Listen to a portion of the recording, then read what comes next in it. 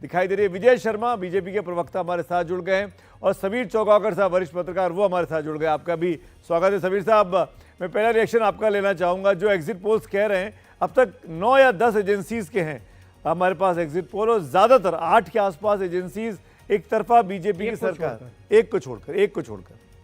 देखिए, जमीन के सेंटिमेंट यही थे। अगर आप दिल्ली का अगर जमीन का सेंटिमेंट अगर देखेंगे तो मुझे लग रहा है उसी दिशा में एग्जिट पोल इस बार बता रहा है। 10 साल का एंटी इनकम्बेंसी अरविंद केजरीवाल के रहा और जो दूसरा कार्यकाल था अरविंद केजरीवाल का 2020 के बाद का, उसमें जिस तरीके से लीगर स्कैम का मामला आया, शीश महल का मामला आया, यमुना सफाई का एक बड़ा मामला जो पूरा बना ओवरऑल लेकर, और सारे वर्ग समुदाय के अंदर, फिर आप अगर पूर्वांचली की आप बात करोगे, आप मुस्लिम कम्युनिटी की बात करोगे, आप दलित की बात करोगे, तो जिस वर्ग ने अरविंद केजरीवाल को एक विचारधारा को छोड़ के 2 बार 2015 और 2020 में एक तरफा मैंडेट दिया था, 67 और 63 सीट्स % बहुमत दिया था, उन्हें लगा कि 10 साल बाद उन्होंने जिस उम्मीद से अरविंद केजरीवाल को वोट दिया था वहां अरविंद केजरीवाल डिलीवर करने में शायद फेल हुए, और एक मध्यम वर्ग और अपर मिडिल क्लास जिन्होंने अरविंद केजरीवाल की एक ईमानदार छवि के लिए वोट दिया था, जिन्हें अरविंद केजरीवाल की फ्री की स्कीम में कोई इंटरेस्ट नहीं था, वो चाहते थे कि एक नया नेता आया, युवा नेता आया जो ईमानदार है, तो उसको एक मौका देना चाहिए। मुझे लग रहा है उस वर्ग को भी 10 साल बाद लगा। और फिर प्रधानमंत्री मोदी का इस बार का जो बजट आया है, निर्मला सीतारमण का 12 लाख के जो टैक्स रिबेट का उन्होंने जो दिया है, मुझे लग रहा है वो एक बड़ा मध्यम मिडिल क्लास के लिए एक बहुत अच्छा स्ट्रोक रहा है, उसका बड़ा असर रहा है। तो मुझे लगता है ये बेसिकली 10 साल की जो एंटी उसके खिलाफ जनता का ये मैंडेट मुझे लगता है नजर आ रहा है। विजय जी भी हमारे साथ जुड़ गए। विजय शर्मा, प्रवक्ता बीजेपी, स्वागत है विजय जी आपका एनडीटीवी इंडिया पर। जो एग्जिट पोल आए हैं उसमें एक तो कह रहा है कि आम आदमी पार्टी की सरकार बन सकती है काफ़ी प्रचंड बहुमत के साथ, और दूसरे बाकी जो एग्जिट पोल है वो कोई आम आदमी पार्टी को खारिज नहीं कर रहे हैं। यानी ऐसा नहीं कि उसका सफाया हो रहा हो। 25 से 30 सीटों की भविष्यवाणी तो अब भी आम आदमी पार्टी के लिए हो रही है। तो यानी जैसा कि मनोज तिवारी भी कह रहे थे कि ये तो एग्जिट पोल के रुझान है, हमें एग्जैक्ट पोल के नतीजे जो हैं 8 तारीख को आएंगे उसका इंतजार करना चाहिए।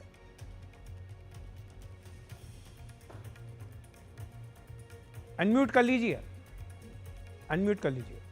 जी।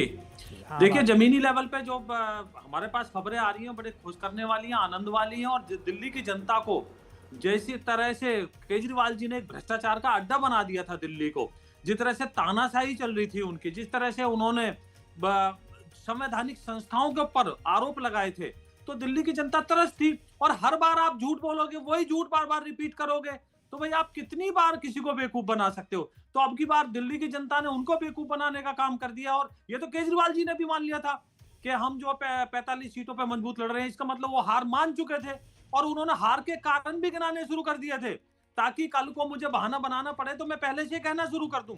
तो केजरीवाल जी हार रहे, मनीष सिसोदिया जी पहले अपनी सीट पे छोड़कर भाग गए थे, और केजरीवाल जी ने भी कोशिश की थी कि मैं सीट छोड़ के भाग जाऊं, लेकिन उनको ऐसी कोई सीट मिली नहीं कि जहां जाके वो लड़ सके, तो इसलिए उनको वहां रुकना पड़ा। तो ये केजरीवाल जी के जो कर्म है ना, वो लेके डूब चुके उनको, और सफाया होने जा रहा है। देखना आप किस तरह से हम प्रचंड बहुमत के साथ, मेरा तो आंकड़ा ऐसा है कि हम 2/3 बहुमत तक जा सकते हैं दिल्ली में, और ये पहली बार होगा भारतीय जनता पार्टी इतने प्रचंड बहुमत के साथ सरकार बनाने जा रही है। और दिल्ली की जनता के खुशी के दिन आ गए। एक तीसरी दिवाली मनेगी राम मंदिर के बाद में, ये तीसरी दिवाली होगी जो दिल्ली की जनता मनाने जा रही है। जो वाकई में दिल्ली तो आप जीत ही नहीं पाए थे। केंद्र में 3 बार सरकार बन गई, 14 में, 19 में, 24 में, लेकिन दिल्ली में नहीं बन पा रही थी। अगर ये हो जाता है तो ये एकमात्र जो धब्बा था वो हट, जो सीवी से वो हट जाएगा। ये भी हमने अचीव कर लिया। रशीद भाई, क्या वाकई में इतना बड़ा मैंडेट दिख रहा है बीजेपी के पक्ष में, या आपको लगा जो एग्जिट पोल दिखा रहे हैं? जी सुमित, देखिए सीताराम केसरी कहा करते थे परिणाम चौंका देने वाले होंगे। मुझे लगता है कि मैंडेट ये जो आएगा ये चौंका देने वाला होगा, लेकिन किसी एक के इतनी बड़ी संख्या में पक्ष में जाएगा, मुझे उसको लेके संदेह। मुझे लगता है ये फिगर सही होगी, लेकिन हो सकता है उलटफेर हो जाए। मतलब 43-27 की फिगर हो, लेकिन दल जो है वो दूसरा हो। जैसे भाजपा का प्रोजेक्शन हो रहा है, हो सकता है आम आदमी पार्टी हो। उसका एक बड़े कारण है, क्योंकि देखिए भाजपा को बहुत ज़्यादा वोट परसेंटेज चाहिए होगा। जो पिछले चुनाव के मुकाबले में उसको 8-10% की और बढ़त मिले, आम आदमी पार्टी के 6-7% कम हो, तो ये तमाम बड़ा उलट फेर है। फिर कॉन्स्टिट्यूंसी वाइज 7-8 सीटें दिल्ली की ऐसी हैं जो मुस्लिम डोमिनेटेड कहलाती हैं, 12 सीटें ऐसी दलित डोमिनेटेड होती हैं। तो तमाम अगर आप इन सब चीज़ों को कैलकुलेशन करेंगे तो भाजपा के लिए 42-45 सीटें लाना काफ़ी मुश्किल काम है। एक और नया सर्वे आ गया, माइंड ब्रिंक, और ये भी आम आदमी पार्टी की सरकार बना रहा है। 44 से 49 आम आदमी पार्टी, 21 से 25 भाजपा, 0 से 1 कांग्रेस। दूसरा सर्वे आया है जो बीजेपी की सरकार नहीं बना रहा है, आम आदमी पार्टी को बहुमत दे रहा है, 44 से 49 सीटें हैं। और जैसे ये सर्वे आता है, निवान शर्मा अपने आप मुस्कुराने लगते हैं। निवान जी को जरूर दिखाइए मुस्कुराते हुए। निवान जी अच्छे लगते हैं। निवान जी, ये जो परिस्थितियां, मतलब आपको लग रहा है कि आप तो खैर अपनी बात पे अड़िग ही होंगे, क्या बीजेपी के काडर, बीजेपी के लोग जमीन पे थे जो इस बार आपको चुनौती पेश करते हुए दिखे? सर देखिए, बहुत ऑनेस्टली बीजेपी के काडर के लोग भी जो हैं, उनके बच्चे भी सरकारी स्कूल में पढ़ते हैं, वो भी मोहल्ला क्लिनिक जाते हैं, उनके घर की महिलाएं भी फ्री बस सर्विस लेती हैं। इसी वजह से ये है कि बीजेपी का ये हाल होता है दिल्ली में।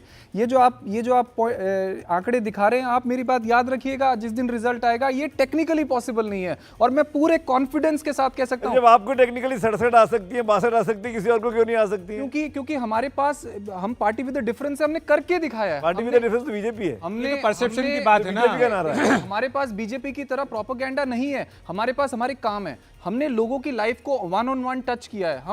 हम तो क्लियर ये कह रहे हैं कि जिनका मैं लेकिन रशीद जी के पास आना चाहूंगा। जो बात आपने कही कि ये आंकड़े आपके हिसाब से उलट होंगे, यानी आम आदमी पार्टी को 45 आ सकती है, बीजेपी उससे नीचे रहेगी। लेकिन दिल्ली में ये हुआ है। दिल्ली में आप अगर लोकसभा के चुनाव अभी जो हुए 6-8 महीने पहले ही, बीजेपी को 50 से ऊपर प्रतिशत वोट मिला है। और पिछले अगर 3 विधानसभा चुनाव की बात करें तो बीजेपी 30 से 40% के बीच में हमेशा से रही है जी। तो ये उनके लिए ऐसा नहीं कि असंभव हो, क्योंकि दिल्ली में एक बड़ा वोटर ऐसा है जो लोकसभा में अलग तरह से वोट डालता था, विधानसभा में अलग तरह से डालता था। इस बार ये हो सकता है कि जिसने लोकसभा में डाला मोदी जी के लिए, इस बार विधानसभा में भी वो बीजेपी के लिए वोट डाल रहा हो। जी हाँ, देखिए वही मैं कह रहा हूँ कि बड़ा उलटफेर तो 10-12% की उछाल आए, मतलब भाजपा में एक्स्ट्रा जो उनका जो कन्वेंशनल वोट बैंक है उससे ज़्यादा लोकसभा के स्टेज के ऊपर आए, और उसी तरीके से आम आदमी पार्टी का उसका कम हो। और फिर कांग्रेस कहाँ के ऊपर है, देखिए अभी सीट में उनको बिल्कुल नहीं आ रहा, तो इसका मतलब वोट परसेंटेज कांग्रेस को भी ज़्यादा नहीं होगा। जो भी कहें 10%, लेकिन मुझे लगता है कि वो 2-4% पर ही समाप्त हो जाएगी कांग्रेस पार्टी। तो इस तरह से बड़ा मुश्किल ये है अभी इस पर कोई अंदाज़ा लगाना। देखिए बहुत सी, मैं सर्वे एजेंसीज का पूरा सम्मान करता हूँ, कुछ सर्वे एजेंसीज आपने सुनी होंगी, मैंने तो नाम भी नहीं सुने। कुछ नए नाम, आपको कुछ नए नाम दिख रहे हैं। आप सुमित, आप तो वेटरन हैं, आप पढ़ने में भी दिक्कत हो रही है। क्या क्या लिखा हुआ है स्पेलिंग? ठीक है, लेकिन नए लोगों को भी मौका मिलना चाहिए, डेमोक्रेसी है। बिल्कुल जी। आप कुछ कह रहे हैं? मैं यही पूछना चाह रहा था कि इन परिस्थितियों में कांग्रेस पार्टी के बारे में स्पेसिफिकली पूछा जाए, कुछ बदलाव होगा कि नहीं होगा? देखिए कांग्रेस के 0 से 1, 0 से 2, 0 से 3। मुझे नहीं लगता, मुझे लगता है सुमित ये एक पीछे हट के कांग्रेस की एक रणनीति है कि अगर आम आदमी पार्टी हार जाती है, सारा दारोमदार उसके रिवाइवल का इसी के ऊपर है कि दिल्ली, पंजाब, फिर गुजरात में भी पैर जमेंगे, सब पूरा कैलकुलेशन इस बात के ऊपर है। कांग्रेस के कैंडिडेट लड़े आपको हराने के लिए, वो जज्बा था किसी भी कीमत पे हरा देना? कांग्रेस के कैंडिडेट, मैंने शायद अखिल आपसे, देखिए वो सारे के सारे जो हैं वो तीसरे नंबर की लड़ाई पे लड़ रहे हैं। मतलब आप अगर देखिए जो बड़े बड़े चेहरे, संदीप दीक्षित, क्या हम कह सकते हैं कि वो उनकी परफॉर्मेंस परवेश वर्मा से बेहतर होगी, अरविंद केजरीवाल से बेहतर होगी? हो कुछ भी सकता है, लेकिन सामान्य स्थिति में तीसरे नंबर पे नजर आते हैं। इस तरीके से आतिशी को के मुकाबले में जो अलका लांबा खड़ी हुई है, वहाँ पर आप देखिए फिर वो विदुरी के सामने वो दूसरे तीसरे नंबर की फाइट है। इस तरीके से जो है मुदित अग्रवाल है, तो बहुत से ऐसे कैंडिडेट हैं। तो कांग्रेस की सबसे बड़ा दिल्ली में जो चुनौती रही है वो ये है कि पहले और दूसरे नंबर की लड़ाई पे है, जो 3-4 कॉन्स्टिट्यूंसी से ज़्यादा नहीं नजर आती। हमारे साथ विजय गोयल जी भी जुड़ गए हैं, बीजेपी के वरिष्ठ नेता हैं। विजय जी, स्वागत है आपका एनडीटीवी इंडिया पर। आपसे यही समझना चाहेंगे विजय जी कि ये जो अभी तक एग्जिट पोल आ रहे हैं, आपके हिसाब से क्या ये एग्जिट पोल में तब्दील हो जाएंगे 8 तारीख को? क्योंकि कुछ एग्जिट पोल अभी भी कह रहे हैं कि आम आदमी पार्टी सरकार ही बन सकती है। ज्यादातर एग्जीक्यूटिव पोल जो आ रहे हैं वो वास्तविकता को बता रहे हैं और भारतीय जनता पार्टी की सरकार बनेगी, ऐसा ही लगता है। क्योंकि ग्राउंड रियलिटीज पे भी हमने देखा है, बूथों के ऊपर भी भारतीय जनता पार्टी के यहाँ की भीड़ थी। पर सबसे बड़ी बात क्या है, ये वोट जो है केजरीवाल के खिलाफ नेगेटिव वोट है जी।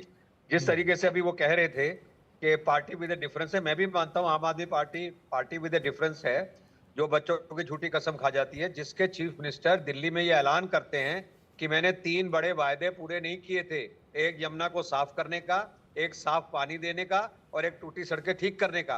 पर फिर भी आप मुझे वोट दो क्योंकि मैं अगले 5 साल में यमुना को साफ करूंगा। तो ये वोट दिल्ली की डेवलपमेंट के लिए दिया जा रहा है कि लोगों को लगता है कि अरविंद केजरीवाल ने पिछले 10 साल में दिल्ली को स्लम बना के डाल दिया है। और मैं चुनौती करता हूं, अरविंद केजरीवाल एक भी काम दिखा देंगे तो मैं मान जाऊंगा कि दिल्ली में उन्होंने ये काम किया है। मोहल्ला क्लिनिक में कुत्ते घूमते रहते हैं, सब जगह कूड़ों के ढेर लगे हुए हैं। स्कूलों के अंदर 2 लाख बच्चे हर साल 9वीं के अंदर फेल हो जाते हैं। 65% प्रिंसिपल्स नहीं है। यही 2 चीजों पे वो कहते हैं कि हमने स्वास्थ्य और शिक्षा कर दी।